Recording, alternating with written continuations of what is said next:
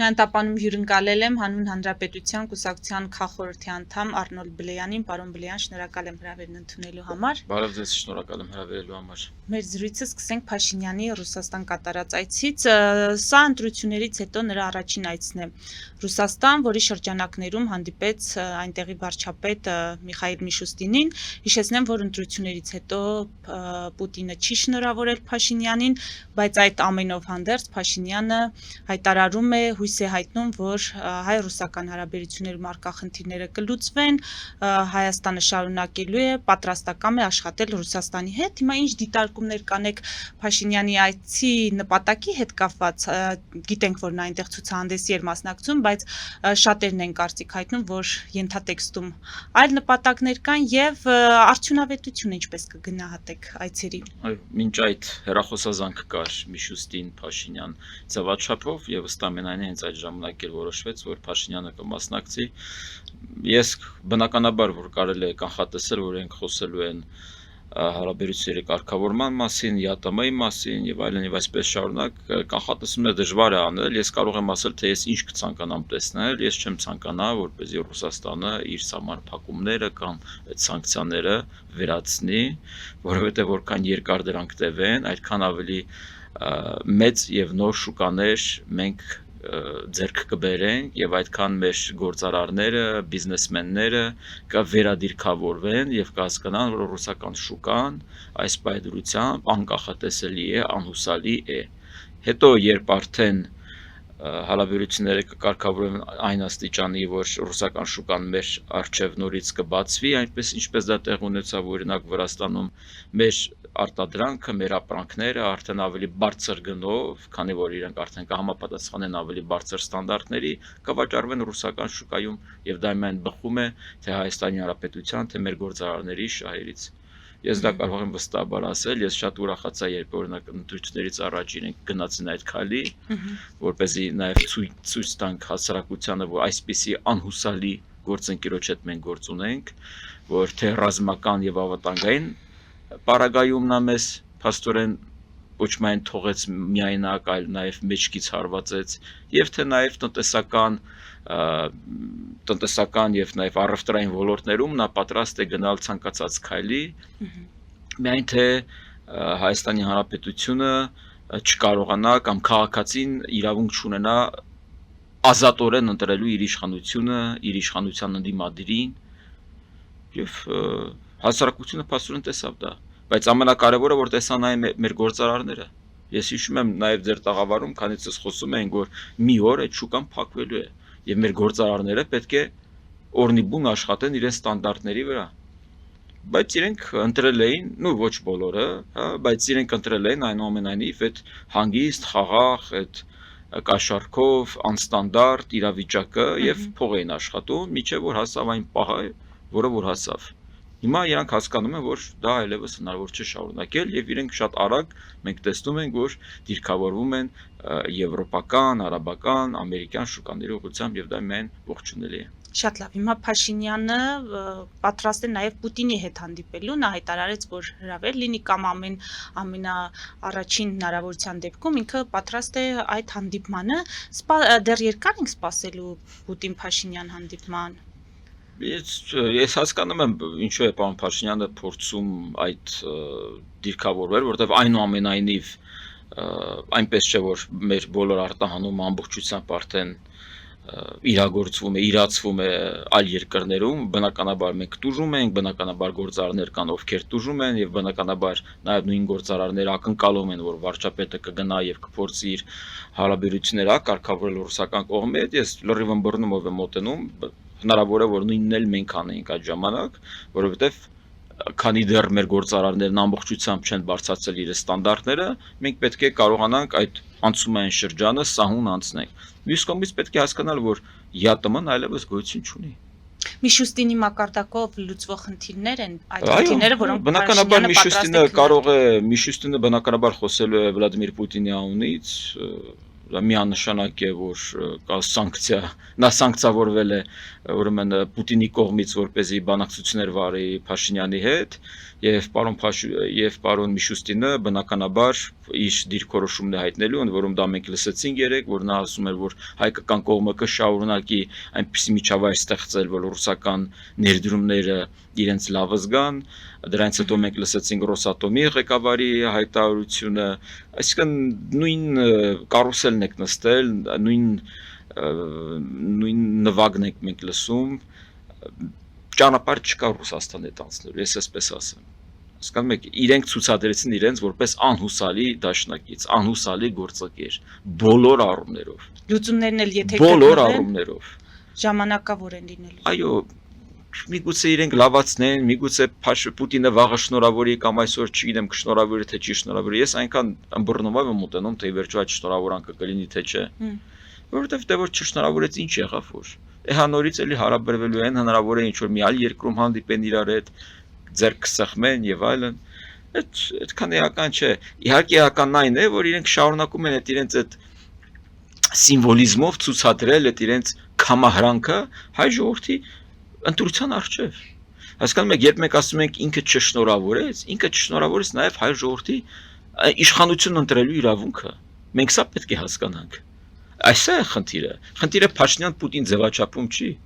Խնդիրը Հայաստանի Հանրապետության քաղաքացի Ռուսաստան հարաբերությունների մեջ է։ Այլևս այդ հարթությունը։ Խնդիրը Ռուսաստանից Հայաստան եկած եւ հոգուտ այդ հրեշների կամ մի խոսքով դրանց օգտին քվեարկածների միջև է։ Թող իրենք հետևություններ անեն։ Բայց շատ կարևոր է մի բան փաստենք իդեպ։ Մեր անդամակցությունը ԵԱՏՄ-ում սառեցված է։ Մասնակիորեն, բայց մեծամասամբ սառեցված է։ Եթե չկա տեղաշարժ ապրանքների, եթե անմաքս ազատ ապրանքների տեղաշարժ չկա, էլ ինչ մաքսային միություն։ Ռուսաստանը սառեցրել է մեր անդամակցությունը ԵԱՏՄ-ում։ Եվ ինչպես տեսնում եք, չկա Արմագեդոն, չկան ապոկալիպտիկ հետևանքներ,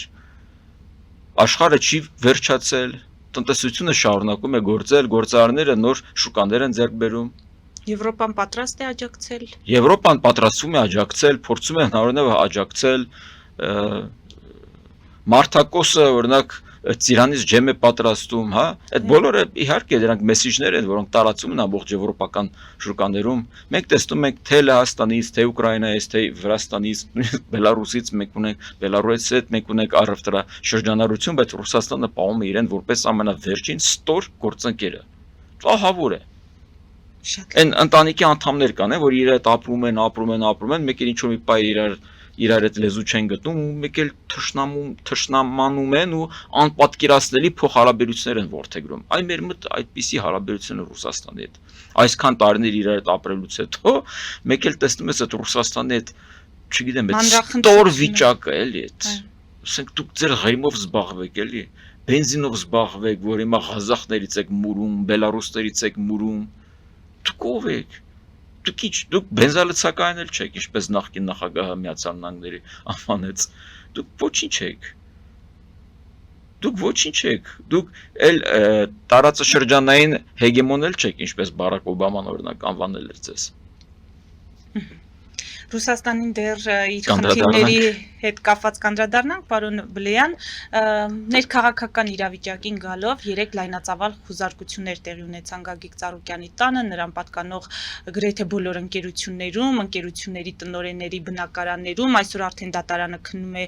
Ծառուկյանին կալանավորելու միջնորդությունը, քննչական կոմիտեն մեղադրանք է ներկայացրել առանձնապես խոշոր չափերով խարդախության եւ փողերի լվացման նոժանդակելու համար, ԲՀԿ-ից բնականաբար հայտարարում են, որ անհիմն են մեղադրանքները, քաղաքական հետապնդման է ենթարկում Ծառուկյանը, փորձում են նրան վախեցնել, իսկ Ծառուկյանն այսօր ասաց, որ փուչիկ են եւ իր անմեղությունը 100%-ով ապացուցվելու է։ Դուք ինչ դիտարկումներ կանեք, արդյոք անվանեք գործընթացը բացառապես իրավական, թե այս գործընթացի քաղաքական ենթատեքստը ավելի քան անհերքելի է։ Դժվարանամ ամբողջությամբ իրավական անվանել այն, այստեղ ես տեսնում եմ քաղաքական ենթատեքստ, մանավանդ նախընտրական պայքարում մենք հիշում ենք այդ վերբալ փոխհարաձգությունը Փաշինյանի եւ Ծառուկյանի միջև այդ վանդակների վագրերի իրենց գենդերային պատկանելիության եւ այլն եւ այսպես շարունակ եւ իհարկե ես չէի ուզի որքան էլ որ մենք միգուցե հասարակության մեծամասնությունը հիմա ուրախանում է որ վերջապես հեղափոխությունը կամ փոխպատե մանդատը սկսեց գործել, բայց այնուամենայնիվ ես չէի ուզի որ սա ընտրովի ինչ որ քաղաքականություն լինի, ընտրովի իրավական վարչարարություն կլինի, այլ ես կարծում եմ որ սա ավելի լայնապարփակ գործառույթների մի մաս պետք է լինի, որովհետև տարիներ շարունակ մենք 18 թվականից ի վեր ասում ենք, որ իշխանությունն ուզուրպացածները չպետք է զբաղվեն քաղաքականությամբ։ Ինձ համար ոչ այնքան կարևոր է թե արդյոք ԲՀԿ-ի կամ Գագիկ Ծառուկյանի ունեցվածքը կվերցնեն, չեն վերցնի։ Ինձ համար կարևոր է որ այդ մարդը չզբաղվի քաղաքականությամբ։ Ինձ համար կարևոր է որ Ռոբերտ Քոչարյանը չզբաղվի քաղաքականությամբ, Դաշնակցությունը չզբաղվի քաղաքականությամբ, Հանրապետական կուսակցությունը Սերժ Սարգսյանով։ Ինչու, որովհետև իրենք երբ զբաղվել են քաղաքականությամբ, զավթել են իշխանությունը բռնի կերպով, ընտրություններ են կեղծել, Մարտի 1 են իրագործել եւ դրա համար մենք ունենք օրինակ վճիռ եվրոպական դատարանի։ Ես կուզեի որ մենք այդ ուղղությամբ գործենք։ Եթե օրինակ երբ 25 թվականի սեպտեմբերին մենք ունեցանք եվրոպական դատարանի որոշումը, հենց այն ժամանակ եթե մենք իրագործեինք, Ռոբերտ Քոչարյան, Սերժ Սարգսյան, Հանրապետական կուսակցություն, Օրինաց երկիր եւ Դաշնակցություն կզրկվեին քաղաքականությամբ զբաղվելու իրավունքից։ Եվ մենք լրիվ այլ քաղաքական կոնյունկտուրա կստանայինք ընտրություններին։ Եվ ես վստահեցնում եմ, իհարկե, եւ ես վստահեցնում եմ Սամվել Կարապետյանի ուժը շատ ավելի միգուցե իրեն զսպող գործեր, որտեղ իրեն կհասկանար, որ իրավական համակարգը Հայաստանում գործում է։ Թե չէ մեր ձևով արտահայտության համար օրինակ բռնել, կալանավորել, բայց շատ ավելի լուրջ իրադրությունների ժամանակ սպասել ընտրություններից հետո, հասկանում եք։ Այստեղ է խնդիրը։ Եվ ես հույս ունեմ, որ սա շարունակական կլինի, շանտրովի չի լինի, զուտային հանգամանքից, որ վարչապետը խոստացել էր, որ իր տները դարձնելու է ծերանոց եւ ինքը գնում է իր խոստման հետևից, ոչ, մեզ պետք է ավելի համապարփակ եւ ընդգրկուն քաղաքականություն, որը ռուսամետությունը եւ ռուսական կուսակցությունները դուրս կբերի քաղաքական դաշտից, որովհետեւ քաղաքային ընտրություններ են սպասվում։ Քաղաքային ընտրություններն այսօր վտանգված են։ Գյումրու սցենարը շատ հանգիստ կարող է իրագործվել քաղաքային ընտրությունների ժամանակ։ Եվ եթե մենք Երևանը կորցնում ենք ռուսներին, հանրապետությունը կկորցնենք 31 թվականին միանշանակ։ Եվ Գագիկ Ծառուկյանը չէ, որ Գագիկ Ծառուկյանի, այսպես ասած, հերացումը քաղաքականությունից այդքան էլ չի նպաստի, որպեսզի դա հանկարծ տեղի չունենա։ Մեզ շատ ավելի կարևոր գործիչներ են պետք հեռացնել քաղաքականությունից, խոսքը գնում է Ռոբերտ Քոչարյանի, Սամվել Կարապետյանի մասին։ Ընտրակեղծիկ բաժանող կուսակցությունը տեղ չունի հայկական քաղաքականությունում։ Տեղ չունի քաղաքակիրթ ժողովրդավարական հասարակություններում, քաղաքական գործունեության մեջ։ Դե հիմա ունենք այն ինչ ունենք, պարոն Բլեյան, խորհրդարանը նոր խորհրդարանը ձևավորված կսկսի աշխատել, ընդդիմադիր ուժերը վերցրեցին մանդատները, քաղաքացիները հայտարարեցին, որ ահա թե դուք ինչի համար եք պայքարում, սրանից էլ Նարեկ Կարապետյանը կարծես թե վիրավորվել է, հայտարարում է, որ մանդատները վերցնելը դա միայն պրոբլեմ է լինելու եւ իրենք իրենց ներկայացվածությամբ պայքարելու են իշխանության, իրենց ձևակերպմամբ հակապետական ծրագրերի դեմ, իսկապես կկարողանան պայքարել այդ ծրագրերի դեմ եւ մանդատները ինչու վերցրեցին, որքանով սա կապ ունի Ռուսաստանի հետ որոշման Դեժավու եմ ապրում, հիշում եմ 21 թվականի նոր խոսույթներ, նույն խոսույթներ, էլի Դաշնակցությունն ու Պատիվ ունեմը, իրենց տարատեսակ գործիչները արդարացնում էին իրենց մանդատ վերցնելը, նաև փողոցային պայքար են իրենք սկսում, ինչպես օրինակ Նարեկ Կարապետյանն է խոստանում, որ մի կողմից փողոցային պայքար, մյուս կողմից խորհրդարանական պայքար, այսինքն նույն բանը, ինչ մենք տեսել ենք 21 թվականից ի վեր, փաստորեն իրենք պլանավորում են շարունակել 26 թվականից հետո, եւ այնուամենայնիվ այս խորհրդարանը իրենց այդ ընդդիմադիրներով երբ ուսումնասիրում է, շատ ավելի վատ են, քան նախորդները, եւ շատ ավելի գազազած եւ կատաղած, եւ շատ ավելի շատ ավելի հանդուգն, որովհետև իրենք կոնկրետ նպատակ արդեն ունեն իրագործելու եւ իրենց հրամայականը եւ հրամանները, որ իրենք ստանում են Կրեմլից, շատ ավելի կոնկրետ են։ Իդեպ իրենք սուվերեն չեն, որ որոշեն մանդատ վերցնում են, թե չէ իրենք ով են, որ վերցնեն։ Իրենք չունեն այդ ինքնիշխանությունը մանդատ վերցնելու։ Իրենք մանդատ ստացել են ոչ թե Հայաստանի Հանրապետության քաղաքացուց, իրենք մանդատ ստացել են Վլադիմիր Պուտինից։ Բայց նաև նրանք ստացել են քվեներ 500 Դե հազարի քվեներ ստացել են, բայց չափով։ ոնց են այդ քվեները ստացել։ Մենք հենց դա ենք վիճարկում Սամարական դատարանում։ Մեր համար անընդունելի է, որ 21 թվական, ներողություն 26 թվականի խորհրդարանում ձևավորվել են որոշ ուժեր, որոնք իշխանության են եկել ընտրակեղծիքի արդյունքում։ Եվ Սահմանադրական դատարանը որպես սահմանադրական մարմին, բարձրագույն մարմին, պետք է սահմանադրաիրավական գնահատական տար։ Բայց ինչ Մենք քրեական գնահատական չէինք ակնկալում Սահմանադրական դատարանից, ոչ էլ կենտրոնական ընտրական հանձնաժողովից։ Իդեպ ԿՀ նույնպես սահմանադրական մարմին է,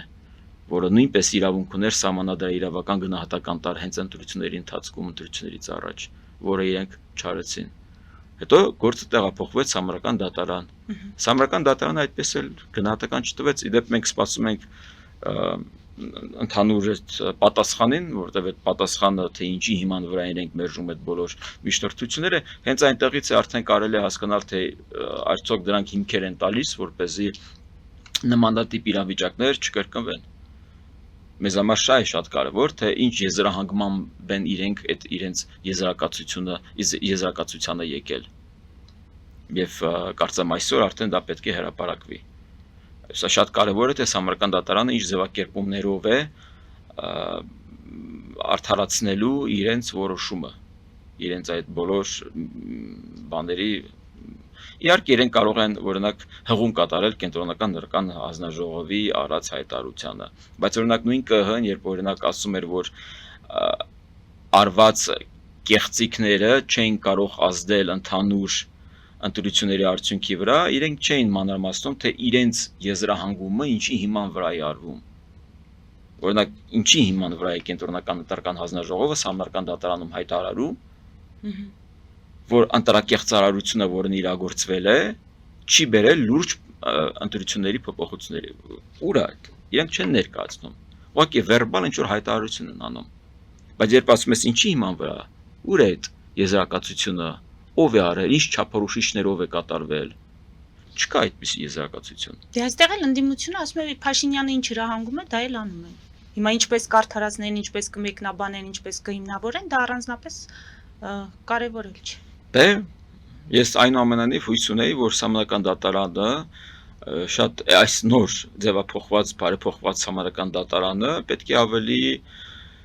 ազատ լիներ եւ ավելի իրավական լիներ, բայց ես դեռ կսպասեմ եզրակացությանը, տեսնենք թե ինչպես են իրենք դա ձևակերպել, դրանից հետո արդեն կորոշենք։ Այնուամենայնիվ մենք հարգանքով ենք վերաբերվում, որտեղ սա ամենաբարձր դատարանն է, դրանից այն կողմ ատյան չկա եւ մենք ընդունում ենք իրենց որոշումը, բայց մենք չենք կարող հաշտվել, որ ազգային ժողովի ընդդիմադիր հատվածը սուվերեն չի եւ չի ներկայացնում Հայաստանի Հանրապետությունը, չի ներկայացնում Հայաստանի Հանրապետության շահերը, ավելին ներկայացնելու է այլ պետության շահերը, որը տրամագծորեն հակառակվում է Հայաստանի Հանրապետության կենսական եւ պետական շահերին։ Ծառուկյանի թեման ամփոփելով, պարոն Բլեյան, այնուամենայնիվ չասել, որ խլեցին Ծառուկյանից ձայները, քվեները, որովհետև այդպիսի գնահատական ամեն դեպքում դաշտում կա։ Այո, այնտեղ կա խնդրահարույց կետ, այնուամենայնիվ ես ակնկալում եմ, որ գոնե վերաքվեարկություն կնշանակեն այնտեղ։ Գիտեք որ նա այդ ամբողջ խնդիրը եկավ հենց դրանից, որ ի սկզբանե տնային աշխատանք չէր արվել։ Այդտեսեք փաստացի մենք այսօր խոսում ենք մի իրավիճակից, որը ես չէի ուզենա խոսենք, այդպիսի իրավիճակ լիներ։ Ես չէի ուզենա որ հեղափոխությունից 8 տարի հետո այսպիսի հարցադրում լիներ։ Թե արդյոք ԲՀԿ-ից կամ որևէ այլ կուսակցությունից, որքան էլ որ ինձ համար անընդունելի այդ կուսակցությունը, արդյոք ձայներ խլվել են թե չեն խլվել։ Ես ուզում եի մենք գայինք հասնեինք մի հանգրվանի, որտեղ կասկած չէր հարուցելու այդ ամենը։ Որքան էլ որ ես ուրախ եմ, որ ԲՀԿ-ն չի անցել, բայց ինձ համար խնդրահարույց է, թե արդյոք իրապես իրենց ձայները խլվել են թե չէ։ Այս է խնդիրը։ Եվ մեր նպատակն էր, ես ինչքան եք մենք զրուցել, հիշում եք հարգելի Էլիզա, որ իրավաքաղաքական գնահատական, իշխանության ուզուրպացիա եւ այսպես շարունակ։ Չեղավ դա։ Ես վստահեցնում եմ Գագիկ Ծառուկյանը, Ռոբերտ Քոչարյանը, նույնիսկ Սամվել Կարապետյանը իման շնորհակալ կլինեն Նիկոլ Փաշինյանին, եթե իրենք արգելվեր զբաղվել քաղաքականությամբ։ Իրենք լավ ուրիշ չէ, որ զբաղվում են քաղաքականությամբ։ Մենք պետք է ամեն անգամ հիշենք Ռոբերտ Քոչարյանին հայտնի ձայնագրությունը Վլադիմիր Պուտինին, որտեղ նա խնդրում էր, որպեսզի նա դուրս հանի Ռոբերտ Քոչարյանին քաղաքականությունից, քանի որ իր խնդրանքով է նա վերադարձել քաղաքականություն։ Մենք պետք է հիշենք Սամվել Կարապետյանի հարցազրույցը կարծեմ 24 թվականին, որտեղ նա գովերգում էր մեր տնտեսության վիճակը եւ ասում էր, որ ընդհանրապես միտք չունի զբաղվել քաղաքականությամբ։ Հետո հանկարծ նա տոգորվում է մեր եկեղեցու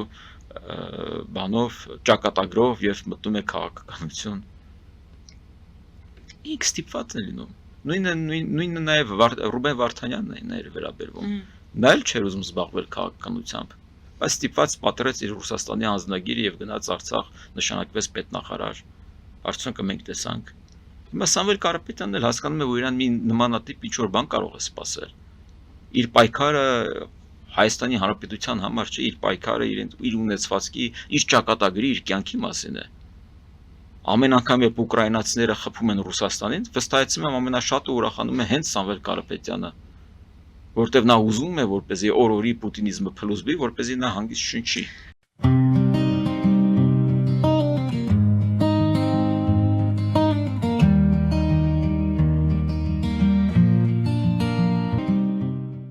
Ֆելիչե ժամանակակից ատամնաբուժական կլինիկա։ Այստեղ հարմարավետությունն ու խնամքն առաջնային են։ Այստեղ կիրառվում են ատամնաբուժական ամենաժամանակակից տեխնոլոգիաներ, ճշգրիտ ախտորոշում, արդյունավետ բուժում, նուրբ փորձառություն եւ անհատական մոտեցում։ Սկսած սովորական մանրուքներից մինչև առաջադեմ ընթացակարգեր, այստեղ դուք գտնվում եք բարձր որակավորում ունեցող եւ փորձառու ատամնաբուժական մասնագետների ձեռքերում։ Մեր բարեկամական եւ հյուրընկալ անձնակազմն այստեղ է յուրաքանչյուր այցը հաճելի դարձնելու համար։ Ֆելիչե, ձեր առողջ եւ ամենաերջանիկ շպիտը սկսվում է այստեղից։ Եկեք եւ բացահայտեք նորարարության, փորձագիտության եւ կարեկցանքի կատարյալ համադրությունը։ Երևան Փոստը Գրանադա Հյուզում տեղեկացնում է։ Դրամական փոխանցումներ 1%-ով։ Օդանավով 1 պաունդը 2.99։ Նավով ուղարկեք 1 արկղ, երկրորդ արկղը անվճար։ Ավտոմեքենաների փոխադրում անհավատալի արժեքներով։ Ինչպես նաև կահույք եւ մեծ չափի բեռների փոխադրում։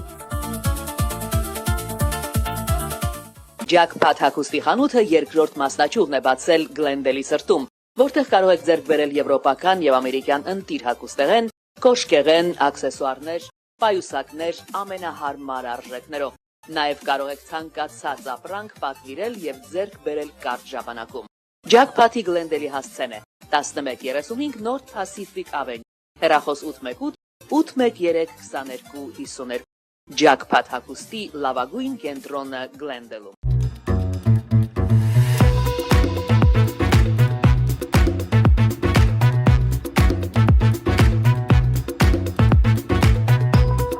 Արարատ ռեստորան, ընտանեկան եւ ընկերական ժամանցի լավագույն հասցե, սիրված արտիստներ, հյուրընկալ մթնոլորտ, հարուստ ճաշացան, անմահական խորտիկներ։ Արարատ ռեստորան, հասցեն անփոփոխ, սիրով սպասում ենք ձեզ։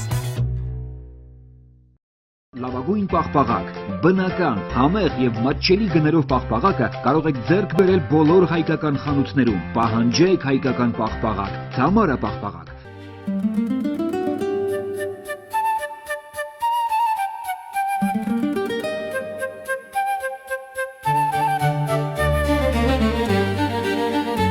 Նոյան տապան տպարան,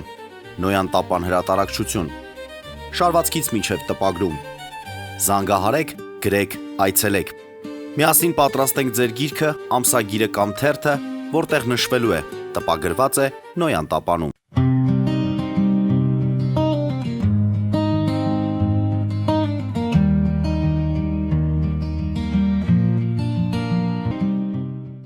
Նույն Ռուսաստանի մասով, քանի որ ասացիք, հիմա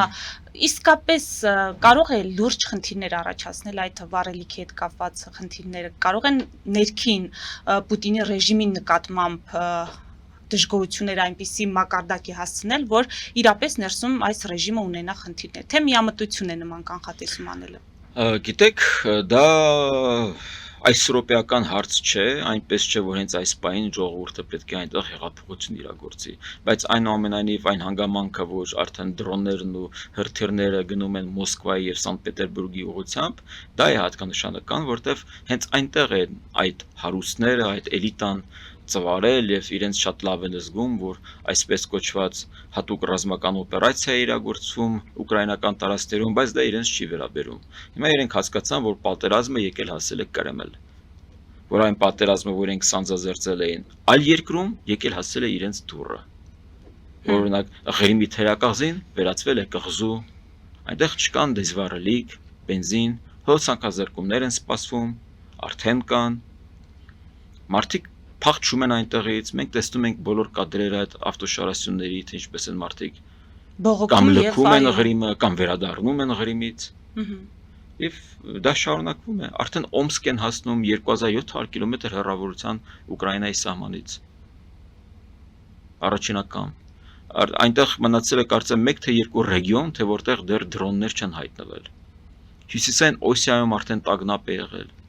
Այսինքն դա շարունակվելու է եւ այսօր էլ Վոլոդիմիր Զելենսկին հայտարարեց, որ մենք հիմնական շեշտը լինելու է հենց Մոսկվայի եւ Սանկտ Պետերբուրգի ուղղությամբ, որպեսզի քաղաքացիները ելնեն եւ ընդվզեն։ Պետք է հասկացնել այդ մարդուն, որ ինքը հիվանդ է։ Այդ մարդը վատառողջ է։ Էս ինչ է արել ինքը։ Լավ, մի ամբողջ ժողովուրդ իր երկրի դրել է պատանդ եւ մսաղացուտեղ ուղարկում է Ուկրաինա։ Էլ չասած թե ինչ է բերել ուկրաինացիների գլխին եւ ինչ է բերում մնացածների գլխին։ Դեվ Ռուսաստանի քաղաքացիները պետք է հասկանան եւ ի վերջո որոշեն իրենք այսպեսի ցար են ուզում, ցարին նստե հաշի։ Լավ, իրենք չպետք է ձերբազատվեն այդ իմպերիալիստական այդ կոմպլեքսից։ Չէ՞ որ էլ իմպերիաներ չկան, էլ կայսրություններ չկան, իրենք ինչու են ուզում նորից դառնան կայսրություն։ Եվ ես կարծում եմ ռուս ժողովրդի հենց փրկությունն է, որպեսզի դաշնությունը, Ռուսաստանի դաշնությունը քայքավի, մաստատվի, օկուպացված ազգերն ու ժողովուրդներն անկախություն ստանան եւ իրենք ունենան իրենց Ռուսաստանն առանց այլ երկր, առանց ազգերի եւ ժողովուրդների։ Ռուսաստանը ռուսների համար պետք է լինի։ Մնացած ազգերը պետք է անկախություն ստանան։ Ինչ է նշանակում Դոնբասի անկախություն, Լուհանսկի անկախություն։ Չեչենները ուրեմն իրավունք չունեն անկախանային, Դոնբասցիներն ու Լուհանսցիները պետք է անկախանան։ Այ քեզի բան, այս ինչ ստորություններ։ Ինչ մտածելակերպ։ Այս ինչ ստորություններ, այդ ոնց եք դուք որոշում ով կարող անկախանա, ով չի կարող անկախանա։ Արցախցիք օրինակ անկախացել են, բայց դուք չէիք ճանաչում։ Աբխազներինը ճանաչեցիք, երբ ոնց ինչ պետք է ճանաչում եք։ Չեչեներինը չեք ճանաչում, թաթարներինը չեք ճանաչում, այդ ոնց եք դուք որոշում։ Հետո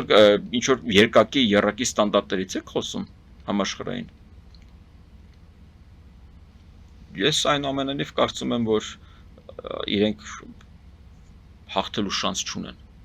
Դա արդեն խոսում են նույնիսկ Միացյալ Նահանգների նախագահը, փոխնախագահը, երբ իրենք են ասում նման բաներ, դու արդեն հասկանում ես, որ նույնիսկ իրենք են հասկացել, որ իրենք շանս չունեն։ Եվ շատ կարևոր է, որպեսզի Պուտինի շրջանակը, հա, այդ շրջապատը հասկանա, որ իրենք պետք է փոխեն այդ մարդուն։ Նոր մարդ է այնտեղ պետք, եթե իրենք ուզում են պահպանել Ռուսաստանի դաշտությունը։ Իհարկե այդ խնդիրները շարունակվելու են։ Իհարկե թանկացումները լինելու, եթե բենզին չկա, նշանակում է գները թանկանում են։ Չէ՞ որ այդ լոգիստիկ առումով այդ թանկացումները գալիս են հենց վառելիքից։ Ղազախստանից եւ Բելարուսից, որ իրանք բենզին են բերելու, ավելի էժան է լինելու, քան այն ինչ որ իրենք սպառում են, արտադրում են ներսում, իհարկե ոչ։ Պարոն Բլեն, քանի որ դուք հանուն Հանրապետության կուսակցության ներկայացուցիչ եք եւ մասնակցում եք ընտրություններին եւ ընտրությունների արդյունքներից հետո տևական ժամանակ հարցազրույցներ չէիք տալիս, ինձ հետաքրքիր է հիասթափված եք ինչ-որ բանից, եթե այո, կիսվեք մեր հետ։ Գիտեք, այն արդյունքները, որ տեղի ունեցան, որոնք մենք արձանագրեցինք, մի փոքր ժամանակ էր ինձ պետք, որպեսզի հասկանալ, կշռադատել, ի վերջո իմի բերել այն ինչ տեղի ունեցավ, նամանավանդ որ Սամարկанд դատարան դիմումներ եղան, ուզում էինք հասկանալ, ես ուզում եի հասկանալ ի վերջո նաև Սամարկand դատարանը ինչ գնահատական կտա, որտեվ իրապես ինձ համար ապշեցուցիչ էր, որ հեղափոխությունից 8 տարի հետո մենք կունենանք ամենօրյա հաղորդումներ ընտրակեղծարարության մասին, հարյուրների հասնող ձերբակալություններ, կալանավորումներ, հետապնդումներ, բայց այնուամենայնիվ փաստորեն ոչ կենտրոնական ընտրական հանձնաժողովը, ոչ սահմանական դատարանը որևէ սահմանադրական եւ իրավական գնահատական չի տալու դրանց եւ փաստորեն իրեն գնալու են եւ իրենց մանդատները ստանան։ Սա իրոք սարսափեցուցիչ է, որովհետեւ մենք ունենք նույն Մոլդովայի օրինակ, Ռումինիայի օրինակը, որտեղ կեղծիքներ, ընտրակաշարքներ, որը հիմք էր հանդիսանում, որ օրինակ նույնիսկ կուսակցության անունը, այդ քաղաքական գործչի անունը դուրս բերվի ընտրությունից մի քանի օր առաջի դեպ դուրս բերվի արդեն ընտրվելու իրավունքից, այդ ցանկից։ Բայց այնուամենայնիվ մեր մոտ այլ կերպ դա տեղի ունեցավ։ Ես կարծում եմ, որ պայքարը պետք է շարունակվի, իմ տպավորությամբ իշխանությունը պետք է որ գնա շատ ռադիկալ քայլերի, եւ այդ ռադիկալ քայլերը արդյունքը կարող է լինել նոր արտահերթ ընտրություններ, որովհետեւ եթե օրինակ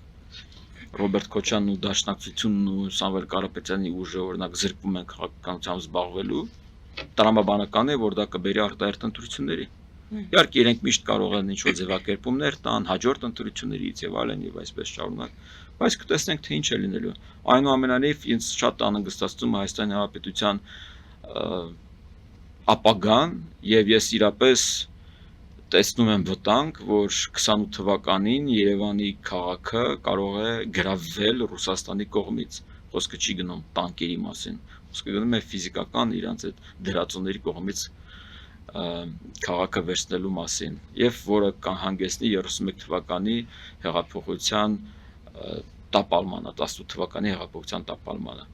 Այսինքն 18 թվականին մենք իրագործեցինք հեղափոխություն, մենք իշխանությունը վերադարձրեցինք ժողովրդին, բայց մենք ուշադրություն չդարձրեցինք իշխանության ընդդիմադիր հատվածի մասին։ Մեզ թվում էր, թե իշխանությունը պատկանում է ժողովրդին, դա հերիք է։ Մենք չենք հասկանում, որ իշխանությունը հերիք չէ, իշխանությունում կա նաև փոքրամասնություն։ Այդ փոքրամասնությունը նույնպես պետք է հաշվետու լինի քաղաքացուն, ոչ թե Վլադիմիր Պուտինին։ Շնորհակալություն։ Շնորհակալություն։ Մեծ դիտողներին հիշեցնեմ, որ զրուցում էի Հանուն Հանրապետության կուսակցության քաղաքորդի անդամ Արնոլդ Բլեյանի հետ։ Մեր ուղիղ եթերները կարող եք դիտել Patreon-ում, նաև այդ հարթակում աջակցել էկրանին երևացող QR կոդով։